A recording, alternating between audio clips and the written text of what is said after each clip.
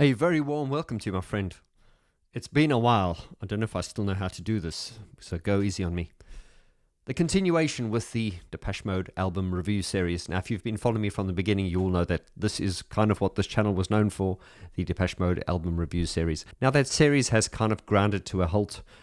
There's a long story for that, personal issues and things I'm not going to get into right now. I'm pleased to tell you now that we are back on track, and we are now, if you've not been paying attention, we are currently up to The Mercy in You on Songs of Faith and Devotion. And today we carry on, and today we are going to be examining Judas, which is track 5. If you've been with me for a while and you've not subscribed yet, I'm going to do what every YouTuber does and be annoying and say, please do hit the subscribe button and engage with the comments, because it does help the algorithm a lot, and I would appreciate that. And as always, if you enjoy the content on this channel, you can join watchvg.com for a more in-depth version of this and all the other episodes, where you can see the videos presented in a way which is sort of more drawn out and in more depth, and the way I intended them to be without all the YouTube red tape. And with that out the way, let's jump into part 7 of the Songs of Faith and Devotion album review series. This is Judas.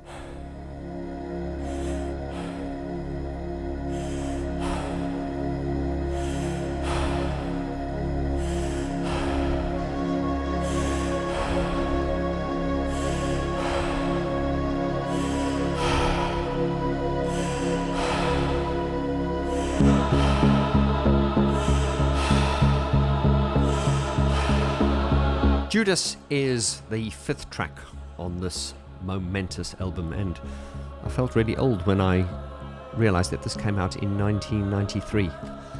It's been a while. But anyway, I'm also surprised that I don't have this on vinyl. I've only got this in CD. And I also have this, the live version, and I also found in my collection In Your Room, the single, and Walking in My Shoes. But we'll talk about that more on another video. Judas sits perfectly in the track listing in this album. I've always said Depeche Mode are masters of track listing, and just the way the songs flow from one to another are always brilliant. This track follows nicely from The Mercy in You, and it just precedes the epic In Your Room, which we'll talk about in the next episode.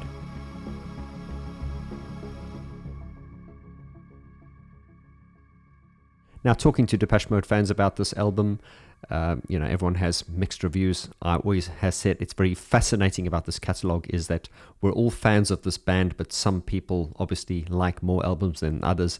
A lot of fans say that this is one of their highlights. There are, of course, those of you who think that this was a step in the wrong direction due to the sort of rock approach. However, I think in Depeche Mode and LIG, this was a brilliant, brilliant album. But of course, we spoke more about that in the previous episodes where we spoke about the sound. But now focusing on Judas. Judas, not to be confused with Lady Gaga's Judas. This is a down-tempo track. Checking the BPM, it's at 126. Now, I just want to read you a resource from DM Live Wiki. The guys there at DM Live Wiki do great work, with all the resources available here. Now, if you're familiar with the production of this album, and certainly if you've seen the interviews with Flood, Mark Ellis, the producer, you will remember that this was the album that nearly gave him a nervous breakdown. It was so difficult to do, and I think he said it's probably one of the hardest and most difficult records he's ever made. However, probably one of the greatest as well. He is indeed a great producer. There was the story of Martin and Alan arguing while this song was being mixed, and I just want to reference this on DM Wiki Live, and it first goes on to ask what is the song Judas all about. And Martin tells an Australian newspaper that Judas is an arrogant love song. We are not condoning unsafe sex. Of course not, Martin, you kinky bastard. We are not condoning unsafe sex. It is about wanting 100% of someone in a relationship. The ultimate arrogance. Once again, Martin going where no man has gone before. Being very, very kinky and dark, and, examining the darkest sides of the human psyche. This is interesting as well. It says Alan Wilder was asked by a fan on his site if it is true that the recording of Judas resulted in a huge fight between him and Martin. Alan's response was, "Huge fight, no. But it's true to say that Martin and I really didn't see eye to eye on that one. We actually recorded the track 3 or 4 different ways. The reggae-ish version being the second incarnation, I think. There was also the original demo style as well as a sort of blues country version. The final version was completed very late in the day and Martin didn't say much, and that is his way of saying he doesn't like something. That is quite well documented in the Depeche Mode story, was the tension between Martin and Alan, and Martin not being a confrontational person. He often got Fletch to kind of, I won't say fight his battles for him, but I think this caused Martin a lot of problems and turmoil. It is interesting just reading this how Alan said they recorded this song in 3 or 4 different ways. Now, I will address this on watchvg.com. I've got a series there which is called From Demo to Completion, so you guys there will know I take a song and we listen to the demo and then we listen to the finished product and we examine how the journey goes from demo to completion. And of course I cannot show content like that here on YouTube due to the copyright laws and stuff and algorithms, blah blah blah, but it is available on watchvg.com. It is a well-known fact that during the production they would try many different approaches. It was round about the sort of Violator period that Alan had asked Martin to present demos that were less sort of complete or more minimalist, so that preceding that, Martin would, if you listen to the demos, they were pretty much fleshed out, although they were sonically not up to standard of the finished record. Roundabout Violator, following Alan's wishes, Martin had presented the demos in a more sort of simplistic way so that this could leave sort of more room for interpretation, if that makes sense. But of course, when they took the demos, it was never, approach it in a certain way. Enjoy the Silence was a classic example of how, just something with a harmonium and a voice became sort of like an up-tempo dance track, if we listen to the final version of Enjoy the Silence. So there was a lot of experimentation. So whenever the demo was presented, they would not necessarily go to the first idea. They would very often do several different approaches, because that was what Depeche Mode was all about, was pushing the frontiers, presenting things in a way that you've never heard them before, and obviously keeping it interesting for themselves. And of course, if you read the stories of the studio work, there were times where they'd start off and then they'd do several different versions and then come back to the original one. My point being, there was a lot of experimentation involved here, and it was never ever straightforward. Now, coming back to the demos, I just want to quote Martin on this, also from Wiki Live. Martin said, "We try all sorts of ways of presenting a song. Each attempt puts the song in a different light. You can't even imagine that the versions there are of some songs. For example, there is a reggae version and a blues version of Judas." Now, as you say that, a blues version, but I really can't imagine a reggae version. Imagine that. Martin goes on to say, "It's terrible, but we have to go through this stage to realize that all versions, except the one that is ultimately valid, are terrible. That's the only way we can get on the right track."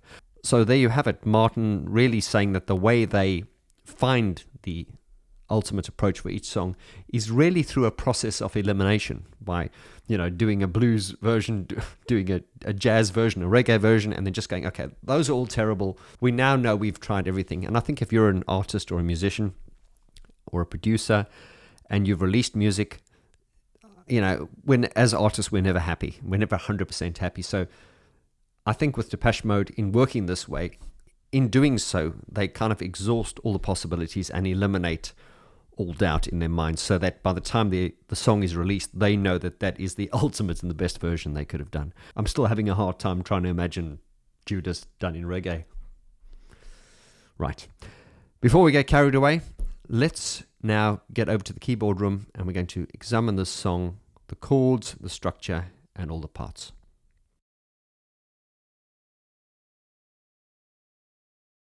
Right, let's examine the chord structure. Now, straightforward, but what Martin does is he throws in these odd sort of like chromatic notes every now and then, which you will see, which turns something which is seemingly straightforward into something quite dark and edgy, as only Martin can do. Now, the key that is played on the record and indeed in the devotional show is, it starts here on the C sharp. Is simplicity best? And then it goes to the G sharp. Or simply the easiest? And indeed, that is the key I will be demonstrating this song in. I will be releasing a tutorial on this song on my watchvg.com channel, but in that tutorial I will transpose it into C. Is simplicity best, or simply the easiest? The reason I will do that for the tutorial is it's just because it is easier to play in a C key as up to, for beginner pianists, playing on the black notes can be quite challenging, and I am all about teaching people to play from scratch. But for this video, we are going to concentrate on the album version, and it's worth noting that Martin and Peter Gordino did an acoustic version a few years ago where they did play it in the C key, which was... Is simplicity best, or simply the easiest? Anyway, we're going to stick to the original key, which is the album recording. Starting here on the C sharp. Is simplicity best, or simply the easiest? The narrowest path is always the holiest. So walk on barefoot for me, suffer some misery, if you want my love, if you want my love.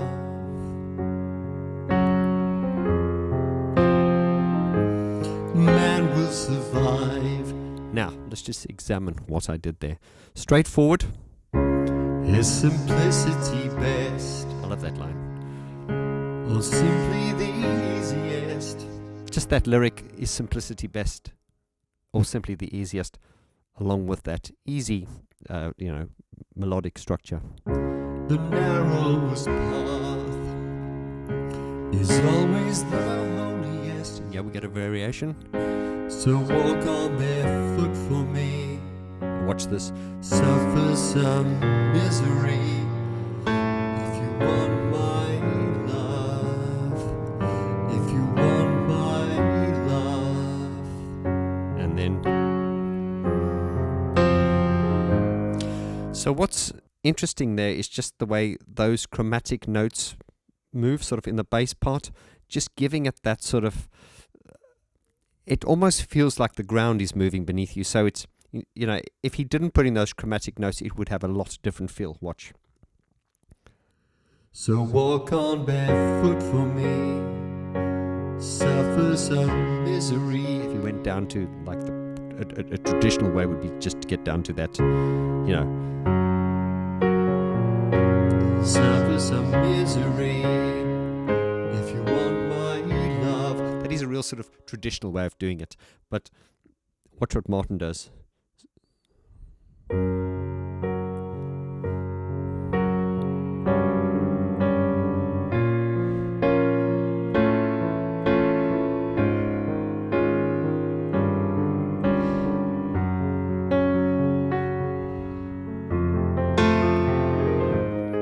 And it is really just the way those notes move chromatically. It almost feels like as if though the ground is moving beneath you.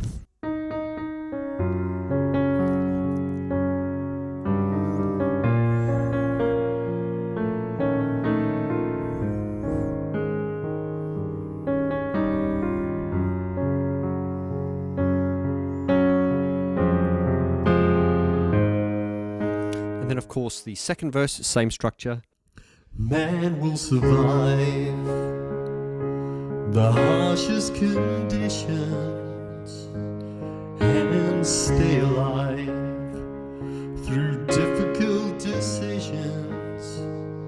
So make up your mind for me, walk the line for me, if you want my love, if you want my love.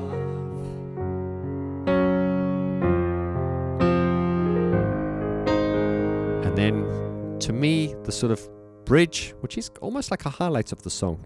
Idle talk and hollow promises, cheating Judases, doubting Thomases. Don't just stand there and shout it, do something about it. And we just straight back into the original structure. And then the third verse. You can fulfill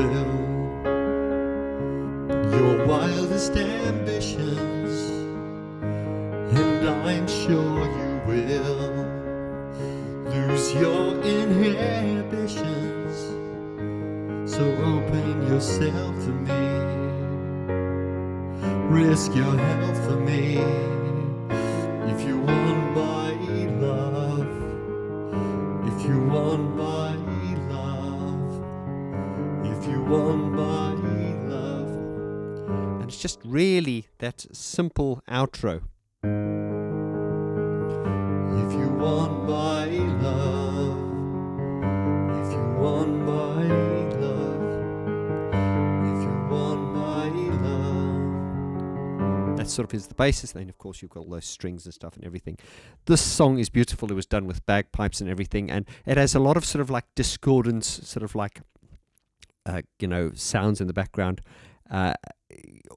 Almost like distant sounds, like that are quite distant in the background. It almost sounds like you're listening to a band playing, but then there's like ambient sounds in the background, like a radio that's playing that's slightly out of tune and all kinds of things like that. So check out the interview I did with Steve Lyon, how he talks about some of the techniques they used in the production of this album. And he said it's certainly one of the most creative albums he's ever worked on. So that, of course, is the whole song, very, very straightforward in structure, but of course the production is very, very complex and very, very dark.